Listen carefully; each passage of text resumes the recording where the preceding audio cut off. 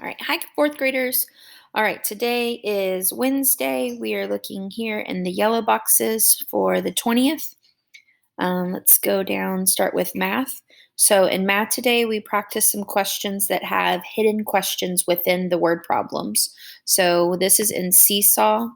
And if you go to Seesaw, this is our week 20 activity.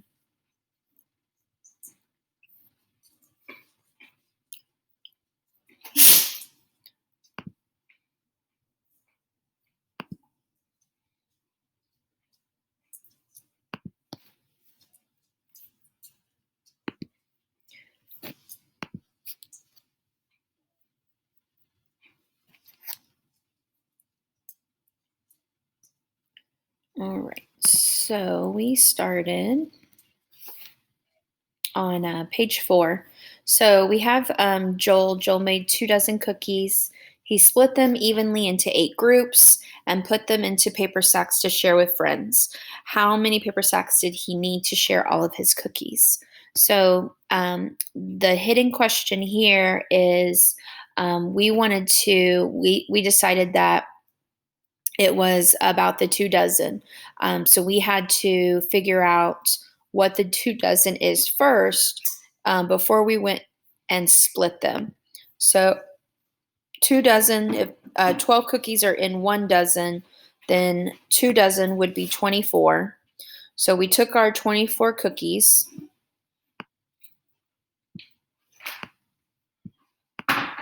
and we're putting them into groups of 8. So he takes 8 cookies and he puts them into the paper sack and he shares that with his friends. Well, if we've got 24 cookies, we had to decide how many of those paper sacks he could put or he could have.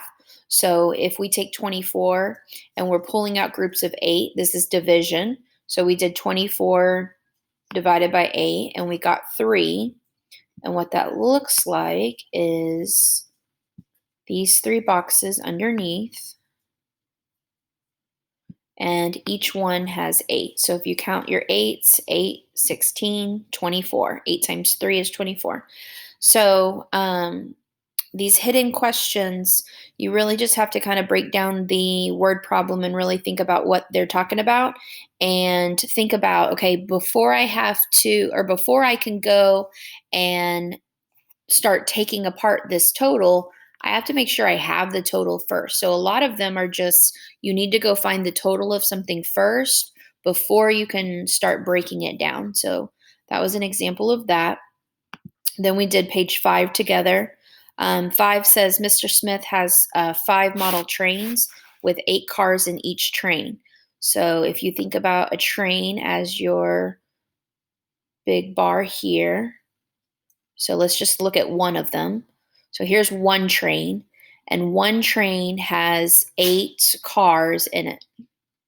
Well, he has 5 of those. So there's 1, here's 2, here's 3, here's 4, and 5. And every single one of those has 8. Okay, so all the way down, each one has 8. So again, here it's got all these trains with the cars, but then it wants us to start separating them. So it says the trains. He separated the trains into boxes that hold 10 cars each. Well, again, before I start separating out something, I have to know the total. So we said the hidden question there was it's asked. We had to find out how many cars does Mr. Smith have. So to do that, we thought about this as an array.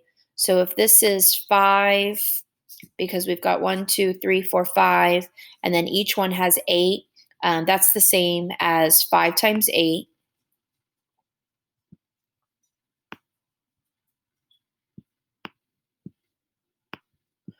Which is 40. So he's got 40 cars, and then he's going to separate them into these boxes that hold 10 cars each. So that's 40 divided by 10. Um, And so he's got 4 boxes. So 4 boxes, but then it says how many train cars are in each box.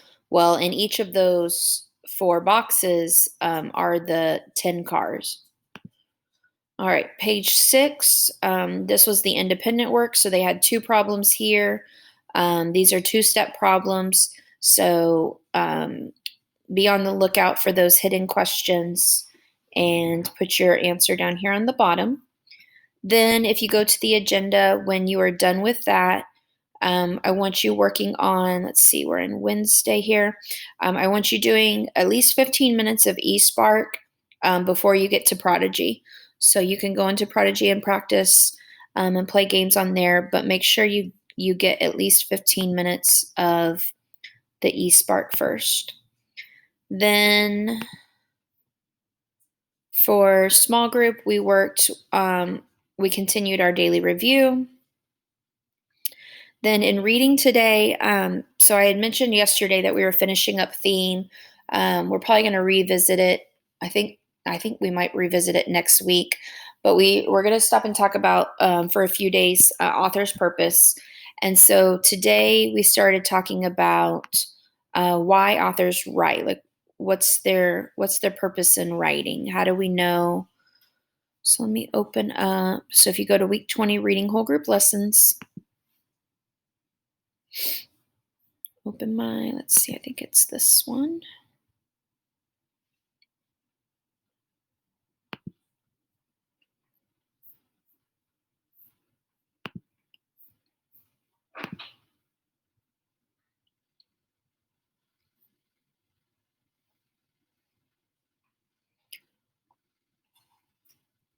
All right, so we're on page 3.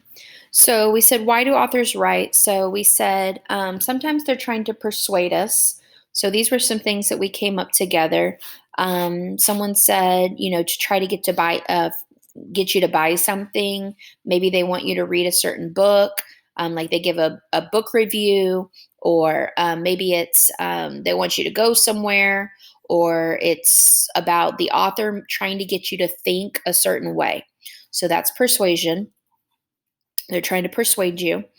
Another reason is to inform you something. So the author's giving you information. It could be about any kind of topic. Someone said like in environmental information. But overall, they're trying to teach you something.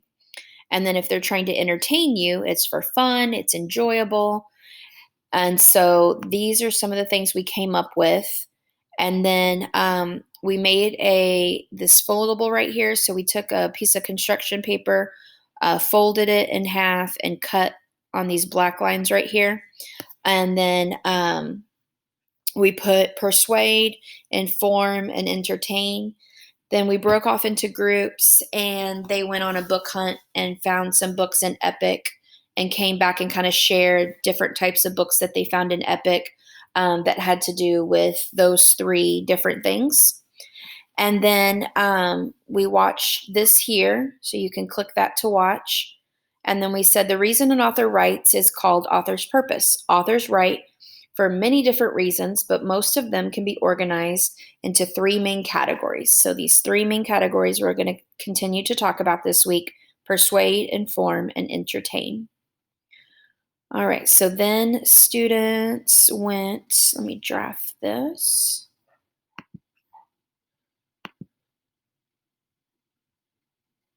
All right, so then students went and worked on their independent work. So they have one of these 2 books assigned to them. So they have either, if they're in group C, they're working on The Wizard of Oz, making sure that they're keeping up, they're doing their author research, and they are recording. And then the other 2 groups are reading The Gossip Monster, and their activities are all listed on one of those first pages, and then they're recording their story as well. And then if we head over to the agenda, we also read a couple chapters in The Miraculous Journey of Edward Tulane. And then they had 15 minutes of eSpark for reading. Then for writing today, we continued organizing our facts for our body paragraph and continued with prepositions. So if you head over here to writing,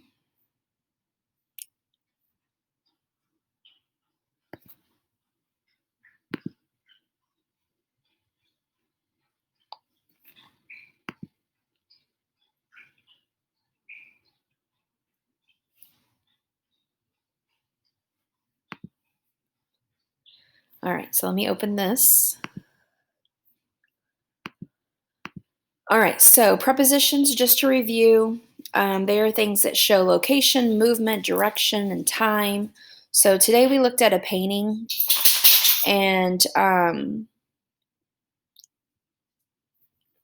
me get to the page. All right, so this was page 3. So we looked at a painting right here.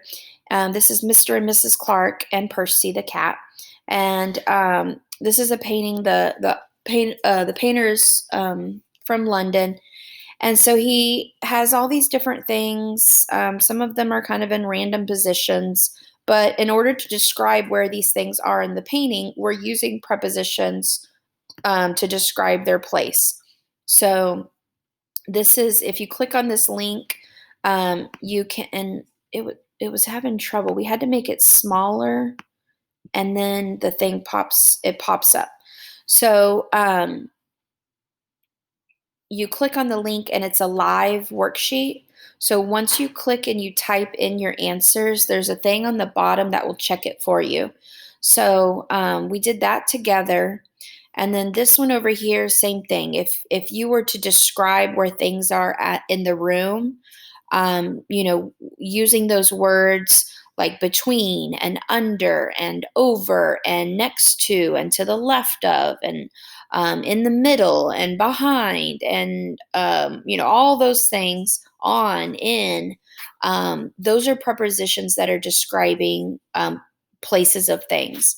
And so we want to make sure that we're using the correct preposition to make sure that we're describing things to our reader correctly. So for example, someone said the flowers are on the vase.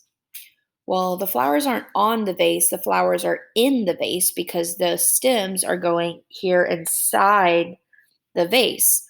If I were to say, like, I could say the vase is on the table because it's sitting on top of it like that. But when I'm describing, like if you're describing something to your reader, you want to make sure that you're describing it correctly so that they know what it is you're trying to say. The next thing we did is we took our facts. So we headed over to our composition and we took our facts that we had researched. So again, these are all the things that I knew about Martin Luther King Jr. And then these are things, after I did my research, these are things that I learned down here that were new things. And so today we went over to page 9 and we organized them into these boxes. So the whole point of this is to really help you see that we can't just say, that he was a great leader and that's the reason he's important to us. We really need to continue that and explain what it is that we mean when we say he's a great leader. So this is just showing how you start with one box and then you keep explaining and then you keep explaining until you fully explained what you mean when you say whatever your reason is. So you give a reason and then you explain. So we put our introduction up here. So there are so many people throughout history that have changed our world and made it a better place. Martin Luther King Jr. is one of those people. Let me explain why he's so important to me. One reason he's important to me is because he fought for civil rights. I don't just stop there. I keep going. And then I keep explaining what I'm meaning. So this is just kind of there to help you get all that organized. So your page is on page 10. So you'll put your introduction here, and then you'll use those facts that you gathered to help you build some more information to help you better explain. Then tomorrow we're going to get in to our second paragraph, and we're going to do the same thing there, where you'll write on page 12. So we're building those paragraphs. If you go back to page 7, it says we're strengthening those body paragraphs to our paper by adding details. We're feeding, FEED, facts, examples, experiences, details. We're feeding those paragraphs and making them really strong to make sure our reader knows what we're saying, what we mean when we say something. Okay. So I'm going to draft that. And then moving right along, after writing, we went to lunch and recess. And then all right, science. So in science, we took our science test, weather and water cycle. So this is in Aware. You need to log into Aware, complete your test, and then make sure you read this note in here.